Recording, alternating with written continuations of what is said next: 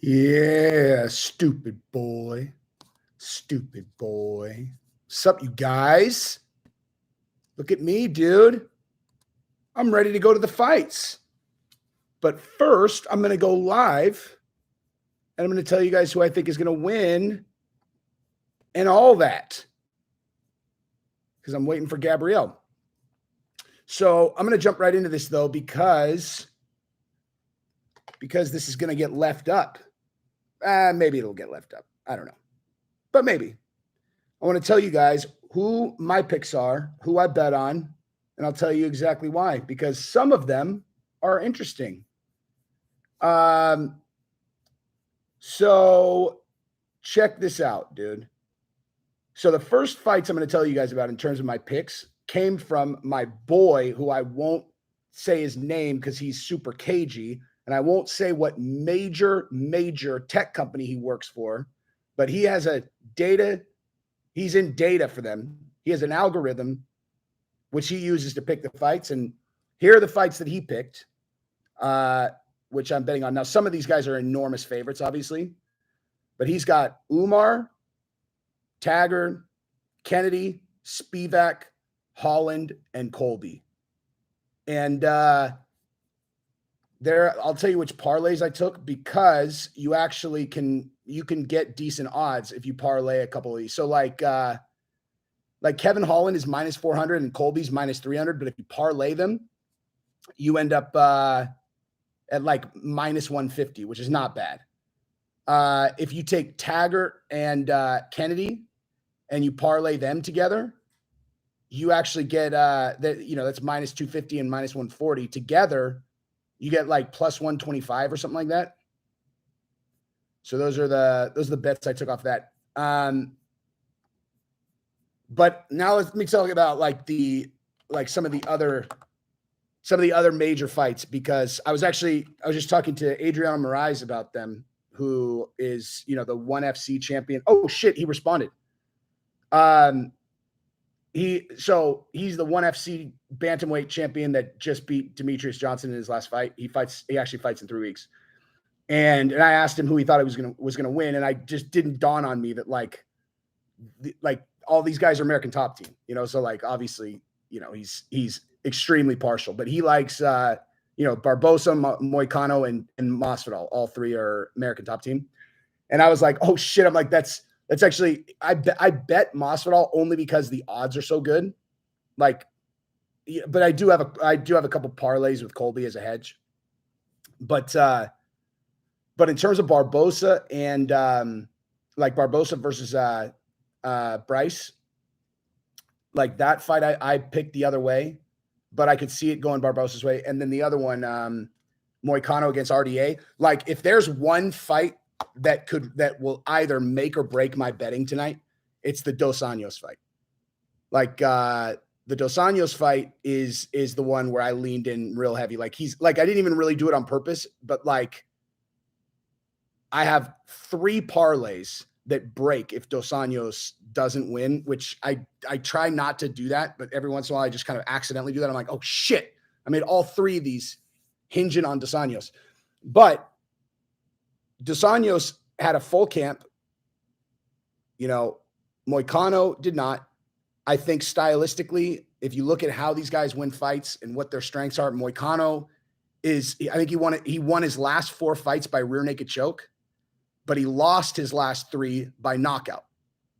And so you look at how RDA fight. I mean, RDA is fast, precise, dangerous. The guys that he's shown vulnerability against have been guys who are quick to be able to take him down. Guys like,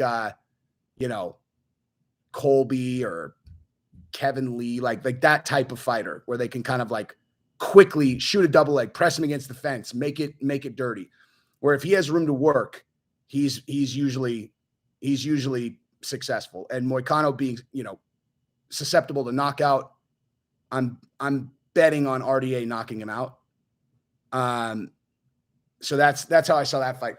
But then Barbosa versus Bryce, that's an interesting one, because the two guys are so stylistically opposite. It's crazy. Barbosa is explosive. kicks and punches.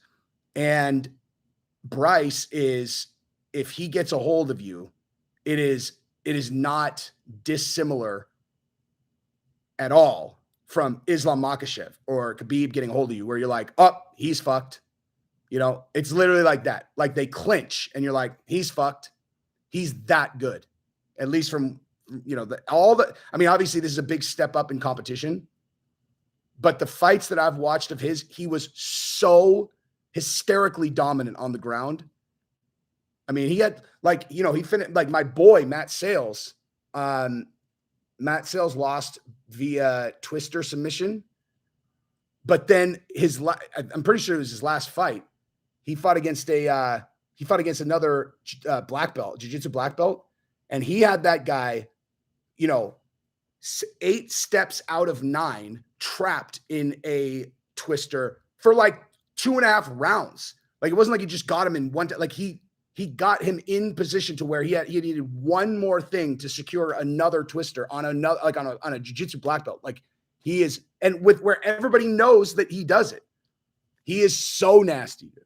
He's so nasty. And the other thing too is like, Barbosa is, the reason he's so dangerous on his feet is because he's got a really strong Taekwondo background in addition to kind of more traditional, like, Muay Thai style kicks. So he can hit you with like the spinning back kicks and all that shit. But against Bryce, that's nullified primarily because you just don't, look at Bobby Green. First fucking kick he threw, Islam caught it. Very first one. And so, yeah, he's going to have to be careful throwing kicks. Now, obviously, he's a better boxer than Bryce Mitchell on pure boxing, but still, this isn't a boxing match, man. Like, you have to figure out a way to box him up and just straight up not allow him to get close enough to you to where he can grab you, And Thug Nasty, dude, Thug Nasty. And speaking of Bryce Mitchell, so I was watching his interview at the press conference yesterday, and he had this great moment where they were asking him about his politics and stuff, and he was saying, that he's like, of course, he's like, I'm gonna always say what I think. And if you don't like it, just watch me fight, and then don't watch my interviews. But then they were asking him about, they're like, so did you get your camo pants? Greg Schuster, thank you very much, sir. Thank you, man. I appreciate that. So yeah, they were like, did you get your camo shorts? Did they get them done in time? He's like, they did. And he's like, I'll tell you right now, he's like the power of prayer right there. He's like, my entire family, we all prayed and prayed and prayed and prayed. And then 2 weeks before I was supposed to fight, I called Hunter Campbell and I said, listen, man, are they going to be ready? Because Hunter had told me they weren't going to be ready, and we had prayed. And then I talked to Hunter and I was like, listen, man, you're missing out on a huge demographic here. Like, you're missing out on a huge demographic. And then Hunter was like, all right, let me make some phone calls and let me see what I can do. And they got him done. Now, two morals to that story. Number one, I absolutely 100% believe that when you focus positive intention towards a thing and you believe in the outcome, whatever word you want to use for that, prayer or kind of focused meditation, I am a 100% believer that drives positive outcomes. In addition to that, that was a display that Mitchell is he's smart with people, dude, because he knew how to position that with, I'm going to assume that he did it, the intelligent human way, which was, because this is the kind of thing I always talk about on the channel, is like, put yourself in that other person's, if there's something that you want from a person, put yourself in their position and then think about this situation from their vantage so that you know what's important to them so you can position it correctly, And he's like, he didn't say, please, like, can we please, like, come on, man, it's so important to me. Hunter doesn't give a fuck if it's important to you. Why? Like, no one cares what you want. Okay. Like, unless, really, you have to have such a tight relationship to make a driver, someone else's driver to just not disappoint you. That is a thing. That is absolutely a thing. And I try to, that's what I try to do, like in my work, is create relationships like that. But I do that by going above and beyond to deliver for anything that they ask me for, so that when it comes time where I need something from them, they're like, man, he always comes through for me. I'm going to try to come through for him. But most of the time it just comes down to positioning. Like, how are you going to get them to think about it? And he frames it up exactly how Hunter Campbell, thinks about his incentive structure. You're missing out on a huge demographic. And Hunter's like, fuck, he's right. All right, hang on. So good for Bryce. Good for Bryce. But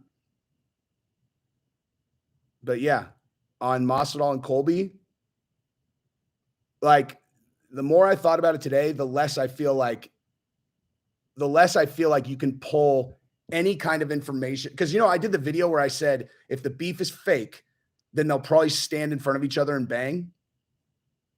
And I thought about that today because I made a realization today, which is about what happens, okay, if he wins, then this, if he wins, then this, if he wins, whatever. Because the context of that video was that for Masvidal, it didn't really matter that much whether he won or lost, because, he's just going to do money fights. And I realized that's not true. It's actually completely not true. Like, fucking obscenely, idiotically not fucking true. Because the reality of it is that Masvidal is at least equally close to Colby for the next title shot in the event that Leon beats. Because here's the thing. If Masvidal wins and Leon Edwards wins, Masvidal's getting the next title shot, period. Fucking bet your life on that. Like, bet your fucking life on that. Especially if Masvidal won by knockout and Leon somehow beats Kamaru, Masvidal's fighting for the title next. Absolutely, for sure. Barring injuries or something like that.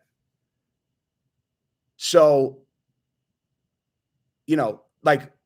I just realized that, like, the outcome of this fight actually really does matter. And then if Colby wins, he'll fight for the title again. And so I'm just like, you know what? Even if the beef is fake, which they haven't given any indication that it is in the last couple of days.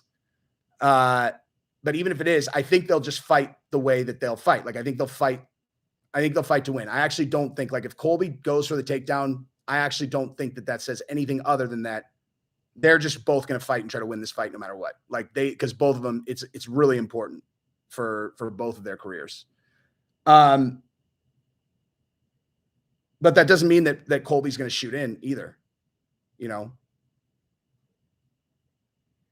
It just depends. I mean, it just depends on how much weight.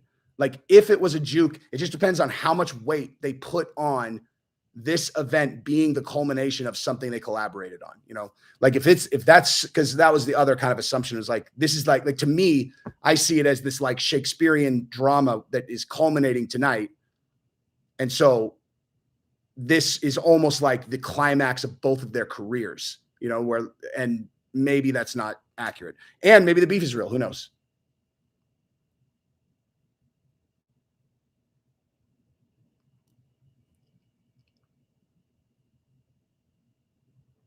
I'll tell you guys what, dude. Islam didn't chicken out, dude. The UFC chose not to pick him. That might mean that he asked for too much money, though. Here's what we're going to do. This is the only thing I'm going to say about their beef, is this. If you think that I'm in outer space on this, then go back and watch this video front to back. Every minute of it. Not the first fucking 10 minutes. The whole thing. And what I'm actually going to do is, after the fight, I'm going to do one of those live premieres where we can all watch it together. That's what I'm going to do. Okay? Right there. Boom. That video. If you watch that thing front to back and you still are like, oh yeah, there's no question, it's real for sure, I'll be like, you're a fucking retard. But okay. Like, but there's so much stuff has happened since then that they've piled like, and I'm not saying that it's for sure fake. I'm saying anybody who could watch that and still be like completely certain that it's real, I'd be like, what are you talking about? Like, because I did, just to suck my own dick for a second, I did an exceptional job structuring the video clips sequentially to where you actually see how it all came together. I just watched it again myself, and I was like, Jesus, man. Because I sent it to someone else. Because they're like, someone emailed me. They were like, hey, man, so what's your prediction? Like, what's the proof that we're going to see afterwards? Jay Delio, thank you so much, man. That is very generous. Thank you so much, man. I will. But like, they're like, what's your prediction for the evidence that there's going to be after the fight that this was fake? I'm like, why the fuck would there be evidence after the fight that it was fake? What, like, of course there wouldn't be that. Like then when they're trying to hype their next fight, no one would believe anything they say. Like it'll remain, you know, until they retire. That's when you'll find out. And then fucking 4 years from now, people will be hitting me up like, holy shit. I'll be like, yeah, I know. Now revisit every other thing that I've said about things like that, like the moon landing, and just assume that I'm right about all of them. Anyway, F-boy, what's up, dog? Oh, I didn't say that Masvidal is going to win by knockout. I said that there are a bunch of UFC experts that are saying that. Like that's why I put it in quotes. I'm not necessarily saying that. Like Bisping said that. Anthony Smith said that. I saw both of them say that. A puncher's chance. I don't necessarily agree with that, dude. I don't necessarily agree with that. Especially, I mean, because Jorge can knock anyone out, dude. And he has good takedown defense. Colby has stood up with people. I mean, if Colby's just fighting to win this, of course he's going to try to press him. He's going to fight him He's going to try to fight him exactly how Kamaru Usman fought Jorge in the first of their fights, or how Colby fought RDA. That's how he would approach it most likely. But so yeah. Oh, so check this out. So we did the first night last night. I met all these guys that came to the fights. Dude, we got a fun crew, man. I went to bed what I thought was, you know, because you get me at a blackjack table and I kind of get on a thing. Like I would have been sitting at the blackjack table at 4 a.m. and then not excited to go to the fights tonight. So I went up at like 12:30, and these guys are all going. They're like, well, let's go down the strip and go find like a dispensary, and then let's go, you know, to dirt. I'm like, look at you guys, fucking gangster shit, man. But I'm gonna plug some of these guys because they're cool and they deserve it. Okay, check this out. So the first one, this is easy. This dude's podcast is called I Didn't Read Your Book podcast, which is pretty fucking funny, dude. I Didn't Read Your Book. His name's Luch, and there is all his stuff right there. That's his YouTube. His link tree has everything. He has a lot of energy, like me. And then we've got Hannah Martin, who is here with her dude. You can check out her TikTok here, because I assume you guys want to know who's here, right? And then I've got my boy Brian McCann. So he does like collectibles. So like comics, like old school comics, sports memorabilia, music memorabilia, sports cards, comics, toys, vintage video, all that stuff. And he's fucking cool, man. He is a dude that I would definitely hang out with anyway, and we'd fucking stay up all night and play blackjack till 5 a.m. And here are his links right there. Oh shit, I fucked that up. Hang on. Here's one of them. And here's the other one. Neat Stuff Collectibles. Sparkle City Comics and Neat Stuff Collectibles. Those are fucking good names, dude, actually. All right. Now, F-Boy, thank you. F-Boy and Jesse hammered at a UFC event. I'm saying, dude. I mean, I don't really get hammered. I got cracked. In blackjack last night. Like my mindset is that, like, I went into last night with the worst kind of blackjack mindset was just like, I just love playing, man. Fuck it. I just love playing. And so I was just sitting at cold ass tables for fucking like an hour of just ice cold table because I was just like, yeah, I'm just here to play, whatever. And like Gabrielle, so that's why it's much better when Gabrielle is with me and she'll be here. She'll get here in like an hour.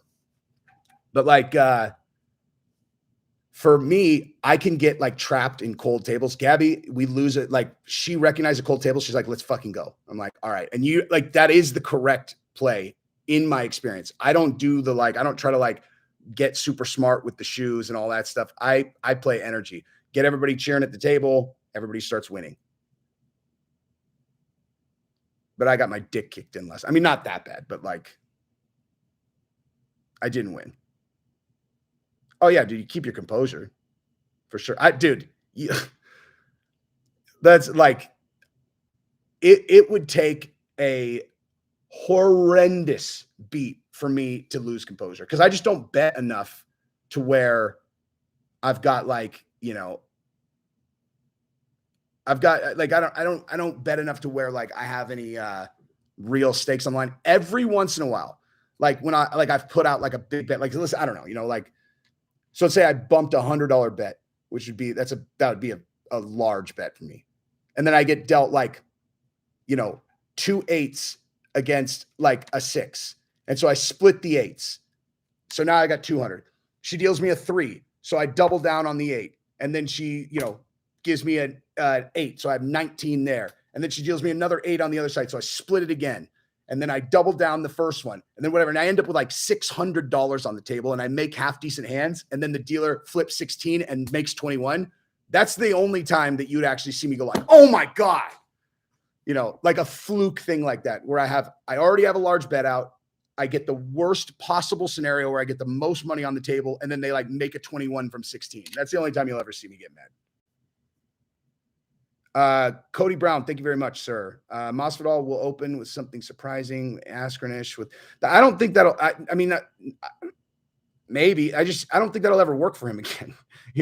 Like it's such an iconic fucking knockout that like if you were fighting against MASVIDAL, like what would you be doing in the first 10 seconds of that fight, dude? Would you be just like, all right, let me just go to the middle of the octagon and touch gloves? You'd just be like, all right, dude. What are you gonna do? It would be very hard for someone to like, I don't know, catch him. Dude, you want to see the Polish gangster shit? Sup, dog? And then the Rebellionaire ones, son.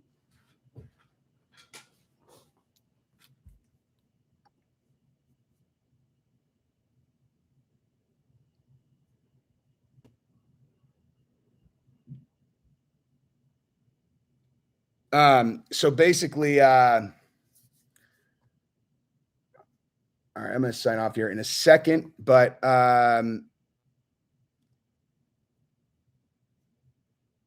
what was I just going to respond to? Oh, Colby going to ragdoll him.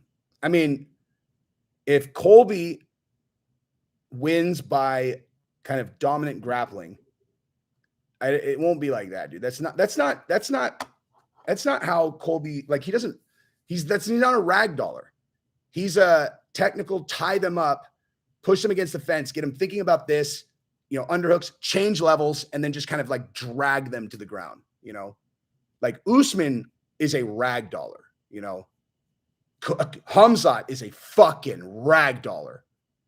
Islam is a ragdoller. Khabib, ragdoller. That's a weird word, a ragdoller. Colby is like a frustrator. Like he's like a fucking blanket, a wet blanket. And you're like, God, get this thing off of me. And you think you've got it off, but then somehow it's still on your head. And then you're like, fuck, I cannot get this fucking thing off.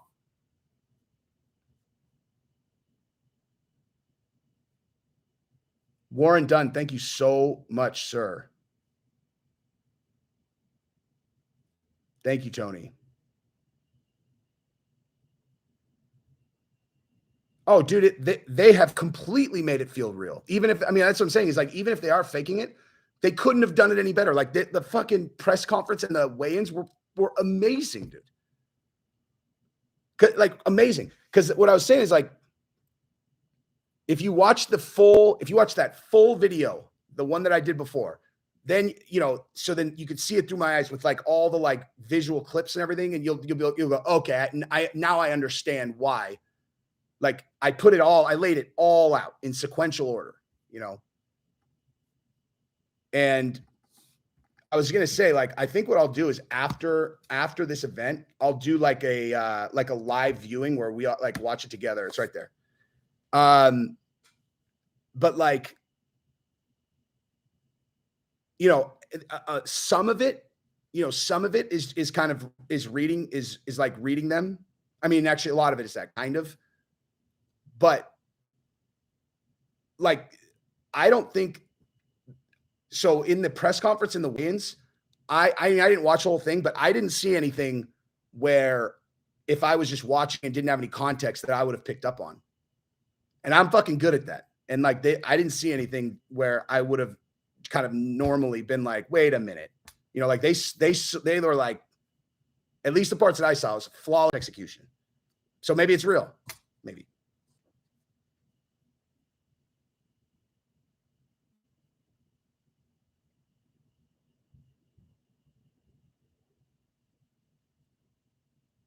Colby has gotten too personal for it to be fake. Yeah, I mean, yeah, that is definitely not a that is not a thing that I think factors in at all. Just me personally, only because in the event that it wasn't real, you have a meeting with all the guys on the team, which would be all the people involved would be Mike Brown, Dan Lambert, Colby, George, whoever. And it's like Colby basically just be like, so look, what we're establishing here is there's nothing off limits. And everybody in the room is like, nothing. You could say, fuck, there's nothing you can't say. It's good. Like, say anything that you want. And then be like, all right. And then because then they say a thing like that and everybody already knows. They're like, we've already agreed to all this,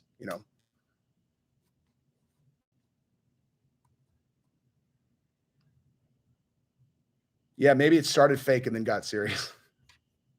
Maybe. It doesn't matter. Like, again, they've done such a good job in the last week that, I mean, like I said, maybe it's real. Wagyu level beef. That's funny, dude. Damn, I should have fucking. How do I not have a fucking video up that's like Colby and MASVIDAL is Wagyu level beef? That's fucking funny, man.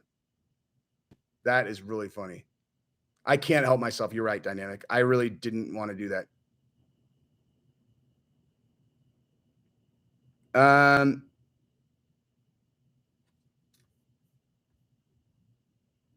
Wait, hold on. I will bet buying someone the next tickets to see a live event with you, to having a conversation with you if I win, that Colby and MASVIDAL are genuinely not friends and MASVIDAL is a white guy hater. I'll bet you anything on earth that he's not, because Colby was his best friend for fucking 8 years. He's just one of those racists that, like, set aside his beliefs to be best friends with a guy. Amy Nickel, thank you so much. And I will definitely do that. Thank you. Yeah, that shit's nonsense, man. Like that's my my biggest pet peeve in the racism, talk, when people are like, this is my number one pet peeve, stupidest thing that I hear people say, is like when they, imply that someone's a racist and they go, dude, my best friend is black. Like literally my best friend. Here he is. He's my best friend. Like, we're inseparable. We've been friends for 20 years. And people go, and people like the dumb shits that don't even understand what racism means. They're like, oh, look at this racist throwing out his token black friend. You're like, what? They actually play that out, like, because you said you're super close friends with a black dude that and you're saying that proves that you're not racist. They think that makes you a racist. You're like, no, you fucking idiot. Do you understand what racism is? That means he's not racist. Like, that's the dumbest thing ever. If my best friend is black, I'm not racist. End of fucking story, dude. There's no middle ground on that. That's the dumbest fucking thing ever. Do I think there could be a breakout fight after the? Oh, dude, if they got in a fight after the fight, that would be the most brilliant fucking promotion of all time. And set up another fight. Oh, good call, dude. That's a great call. If there's a brawl after the fight, suspect. And you know what's funny? Fucking 98% of people in the world will go, see, that fucking proves it's real, dude. They hate each other so much they got in a fucking fight after the fight, dude. They got in a fight after the fight. And I just look at the world entirely different. I'm like, okay, and so what's the outcome though? They're like, well, now they got to do it again and make all that money. It's like, oh my God, it's almost like they both benefited from that. Like, it's almost like everybody benefited from the brawl. Jeez, like, gosh, they just keep tripping over their dicks and landing on more money by hating each other, and then just random occurrences happen. Fuck, man, it's crazy. If there's a fucking brawl after the fight, that is literally, that would be the biggest validation that the beef is fake ever.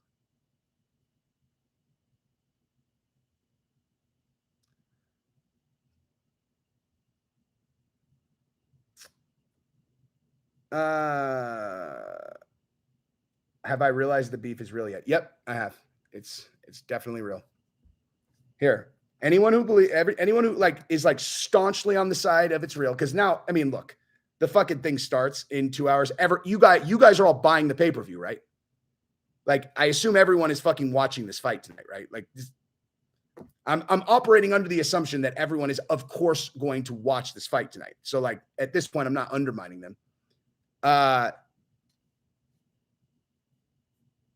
But like, again, anyone who really 100% believes that I'm crazy, click that link right there that I just put there and watch the entire video. Watch it all, start to finish. Then tell me how you feel. And I am now going to sign off. But I love you motherfuckers, and I'm going to have a blast tonight, and you guys should try to come to one of these events in the future.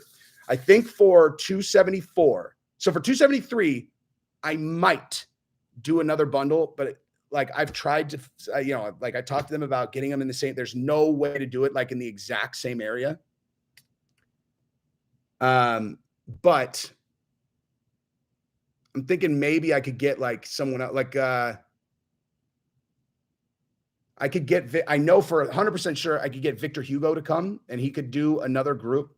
Victor Hugo, the best jiu-jitsu fighter in the world, heavyweight, like, he's the current best jiu-jitsu fighter in the world, Victor Hugo.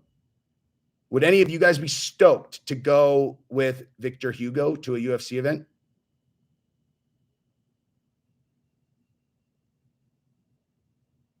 I could probably get Jeff Gum to go too. My business partner is a Navy SEAL.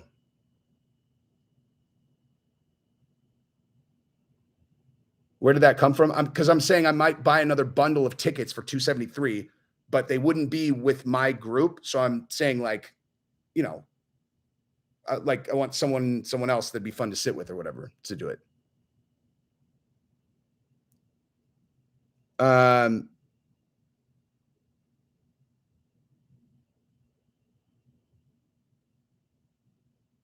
Some people of all races are just too prideful, and other race haters. I agree, but but Masvidal's not one of them.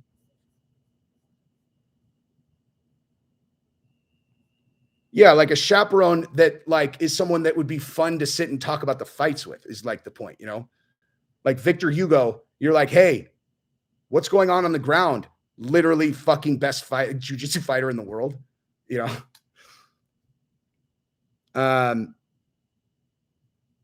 But then anyway, but for 274, we're going to do a much bigger group, But then there's going to be more. It's not just going to be me. It'll be like me and I think Ed Byers, Jeff Gum, both Navy SEALs.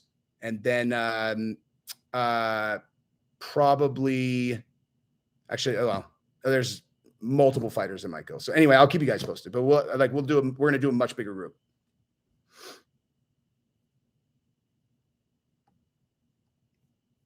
And actually, we will do that. So I'm gonna announce at the beginning of next week, we're gonna open the new Jesse on Fire Discord, and anybody who joins is gonna get automatically entered into raffle, and someone who just is in the Discord is gonna get to go to the fight for free, just for being a member of the community.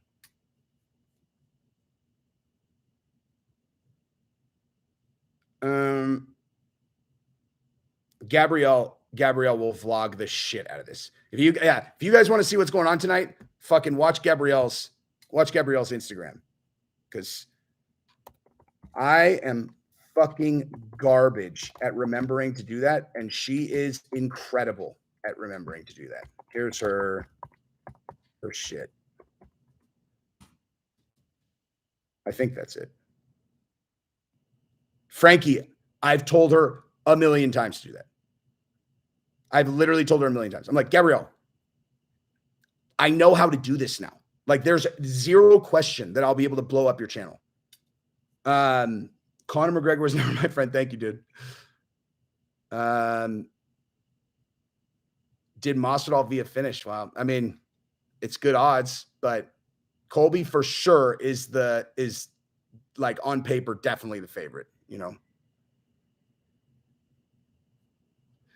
Titus, I know I saw that he was on Rogan, but like I don't want to ask him for shit, dude. Like he hooked me up with the guy who is now like selling ad space for me, you know, like where I got like the IP Vanish thing.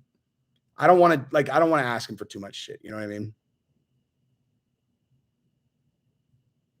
That is a quick way to, like, there are certain relationships, like you just need to always be really aware of like who, like, what are you doing for them and what are they doing for you? Like, and you don't want that to be out of balance. You know what I mean? Like him having me on his show helped me more than it helped him. Him giving me the guy that sells the thing helped me more than it helped him. Like, I'm not really in a position to help him very much, so I don't want to ask him for more shit. But there are other people in the industry that I'm providing tremendous value to, and I ask them, and then they hook me up a lot. But Bisping is not one of them, so I don't want to ask. But I mean, of course, like I thought about it where I was like, fuck, man, that's the goal. And there's Bisping, who I know, on the show, but I'm not going to do it.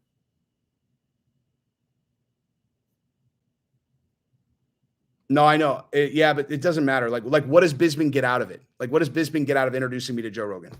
Nothing. It's just him doing me a favor. You know what I mean? Regardless of whether he thinks I'm going to end up there eventually or not. I absolutely will sign off with fucking Free Kane, dude. One of the guys that's here on the group, in the group, was was a corrections officer at Salinas Valley, which is right next to where that's the one where that's where I did when I did the original video and I was talking about the gang infestation in that area, when I just, before any of the details were out, just we knew about the shooting. I was talking about, so that specific jail is fucking, dude, go on. Seriously, if you want to understand, like, go on YouTube and look up documentaries about Salinas Valley State Prison. It is fucking gangland. Like, this is just, it's just one of those places that is just the most ganged out shit ever. And he was a CO there. And yeah, we were talking about Kane last night. All the COs agree. Fucking judge's fault, dude. Judge's fault for letting that guy back out. So Free Kane. But again, he's got Garagos now. The world is like, this is the thing. The more noise that people make about this, where they're like, Free Kane, that shit matters. Like that, as a matter of fact, like that shit really matters. And I'm going to do a video about that when I get home, because ultimately public opinion can drive the outcome of a case. If it's a public case, public opinion can drive it more than any other thing. Like in the George Floyd thing, do you think there was any scenario where Chauvin was not going to get convicted? Because why do you think that was? Like, they weren't, they're not just sitting there evaluating the facts of the case. They also are sitting there like, like it's at least the way we see it, the world has decided what this is. And that is just like this. Like if all they see in the media is a bunch of people like free Kane, Ben Askren's like, I don't want to live in a country where you can't shoot a person that sexually molests your child. If that's the fucking like, so anybody who's an MMA fan, or people who like really like, they think that they don't have a voice, they're like a big enough voice, and they're kind of like commenting like, no, dude, he needs to go to jail, blah, blah, just because they're just sharing their opinion. Unless you really actually want him to go to jail, stop doing that. Like, seriously. We're not talking about like you like getting your argument out there. And you're like, no, man, he was reckless and he shot the dad. He was, who was in the car with whatever.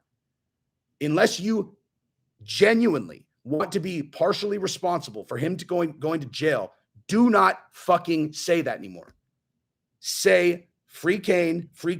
He's a dad. You can't expect a father to go around the world knowing that a person who victimized his child is fucking 2 miles down the road sitting there watching TiVo while you eat your dinner, and you're not allowed to go fucking rip his limbs off his body if you're Cain Velasquez.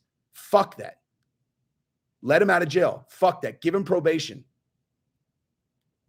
And if everybody says that, that is what might happen. He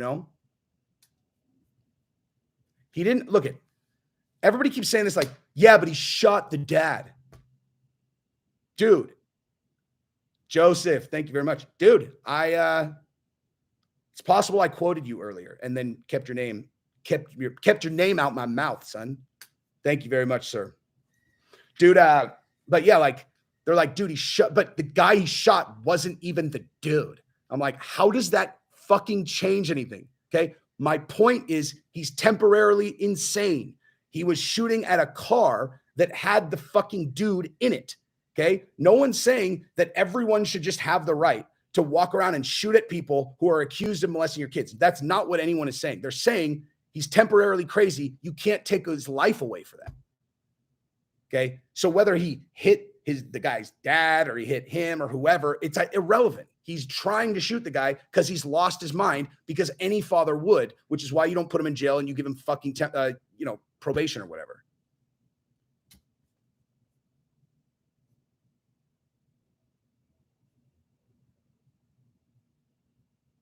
I don't know what shell means. Jesse, you're a bigger shell than DC and Bisping combined. If I don't know that word, then that's not a word that is proper. If he accidentally shot a kid, no, I would not say the same thing, but he didn't. And there weren't any fucking kids in the car.